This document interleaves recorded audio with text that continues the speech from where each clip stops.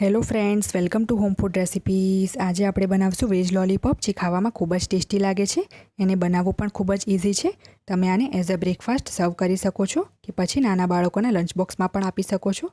તો ચાલો એ માટેની સામગ્રી જોઈ લઈએ. વેજ લોલીપોપ બનાવવા માટે મેં અહીંયા લીધા છે 3 મીડિયમ સાઇઝના બટાકાનો માવો. આ મેં 1/4 કપ જેટલી ઝીણી સમારેલી ગાજર લીધી છે. આમે 1/4 કપ જેટલા ઝીણા સમારેલા કેપ્સિકમ લીધા છે. 2 નંગ લીલા મરચાંને મેં આ રીતે ઝીણા સમારી લીધા છે. લીલા ધાણા લીધા છે મેં 2 મોટી ચમચી જેટલા. ડ્રાય બ્રેડ ક્રમ્સ લીધા છે મેં અડધો કપ જેટલા. મેંદો લીધો છે મેં 2 મોટી ચમચી જેટલો. કોર્નફ્લોર લીધો છે 3 મોટી ચમચી જેટલો. આમે કોટિંગ કરવા માટે ડ્રાય બ્રેડ ક્રમ્સ લીધા છે. મીઠું લીધું છે મેં સ્વાદ મુજબ. ચાટ મસાલો અડધી ચમચી જેટલો. લાલ મરચું પાવડર 1 ચમચી. અને આમે સ્લરી બનાવવા માટે મેંદો લીધો છે અડધો કપ જેટલો. મેં એક બાઉલ લઈ લીધો છે. એમાં સૌથી પહેલાં આપણે બાફેલા બટાકાનો માવો નાખી દઈશું. લીલા કેપ્સિકમ પણ નાખી દઈશું. તમારે જો આમાં ઝીણા સમારેલા કાંદા નાખવા હોય તો તમે એ પણ નાખી શકો છો. મેં અહીંયા નથી લીધા. ઝીણી સમારેલી ગાજર નાખી દઈશું. લીલા મરચાં નાખશું.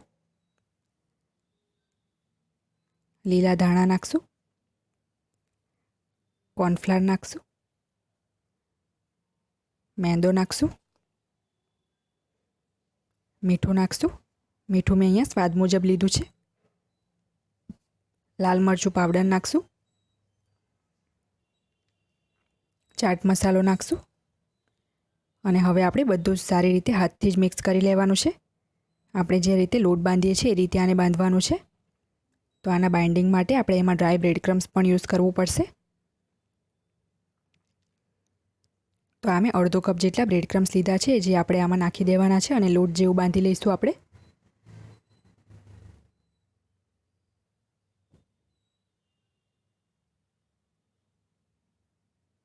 તમે જોઈ શકો છો કે મેં લોટ જેવું સરસ બાંધી લીધું છે.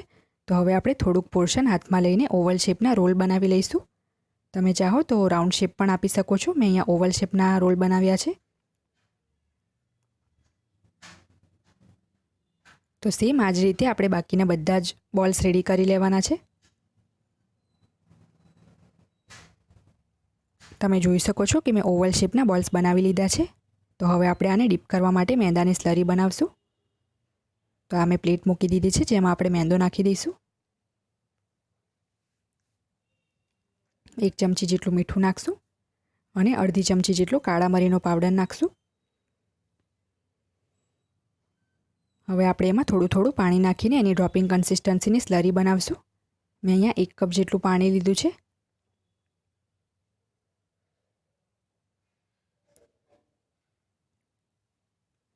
તમે જોઈ શકો છો કે મેં ડ્રોપિંગ કન્સિસ્ટન્સીની મેંદાની સ્લરી બનાવી લીધી છે. અને 1 કપમાંથી 1/4 કપ જેટલું પાણી એમ જ છે. પોણા કપ જેટલું જ પાણી યુઝ થયું છે. તો હવે એક બોલ લઈને આપણે એને સ્લરીમાં આ રીતે ડીપ કરીને સારી રીતે કોટ કરીશું. હવે આપણે એને ડ્રાય બ્રેડ ક્રમ્સમાં કોટ કરીશું.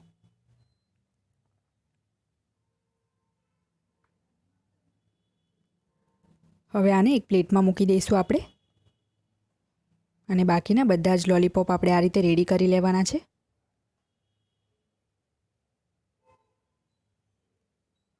તો તમે જોઈ શકો છો કે મેં બધા જ લોલીપોપ રેડી કરી લીધા છે.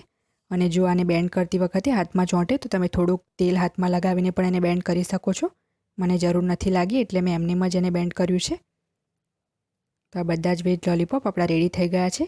હવે આપણે એને તેલમાં ડીપ ફ્રાય કરી લઈશું.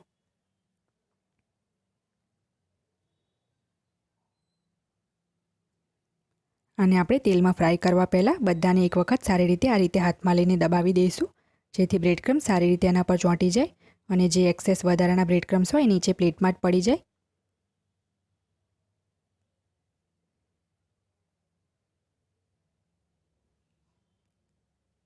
આવું કરવાથી આપણું તેલ ખરાબ નહીં થાય જ્યારે આપણે ફ્રાય કરીશું ત્યારે. તો આ જ રીતે બધા જ લોલીપોપ આપણે સારી રીતે દબાવી દેવાના છે.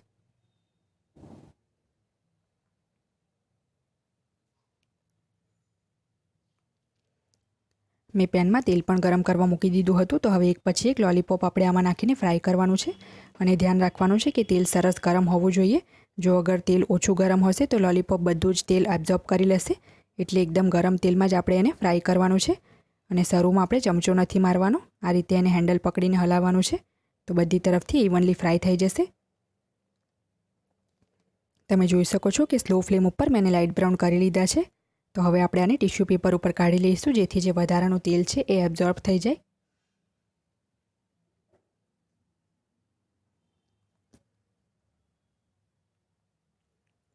સેમ એ જ રીતે મેં બીજા લોલીપોપ પણ સ્લો ફ્લેમ પર ફ્રાય કરી લીધા છે.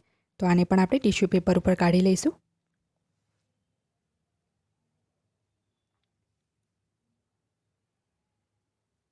ફ્રેન્ડ્સ, આપણા વેજ લોલીપોપ રેડી થઈ ગયા છે. મેં ટૂથપીકની ઉપર એલ્યુમિનિયમ ફોઇલ લગાવીને એને રેડી કરી લીધા છે જેથી એ દેખાવમાં સારા લાગે. તમે આને એઝ અ સ્ટાર્ટર મહેમાનોને સર્વ કરી શકો છો. મેં આને કેચઅપની જોડે સર્વ કર્યું છે. તમે આને ગ્રીન ચટણી, શેઝવાન સોસ કે બીજી કોઈ પણ તમારી પસંદગીની ચટણી સાથે સર્વ કરી શકો છો. જો તમને મારી આ રેસીપી પસંદ આવે તો મારી ચેનલને લાઇક, શેર અને સબસ્ક્રાઇબ કરવાનું બિલકુલ ના ભૂલશો. સબસ્ક્રાઇબ બટનની બાજુમાં જે બેલ આઇકન છે એને પણ ક્લિક કરો જેથી તમને મારા દરેક વિડીયોની નોટિફિકેશન મળતી રહે. જો તમારે મારો આ વિડીયો હિન્દીમાં જોવો હોય તો એની લિંક મેં નીચે ડિસ્ક્રિપ્શન બોક્સમાં આપી દીધી છે. તો મળીએ નેક્સ્ટ વિડીયોમાં. ત્યાં સુધી આવજો.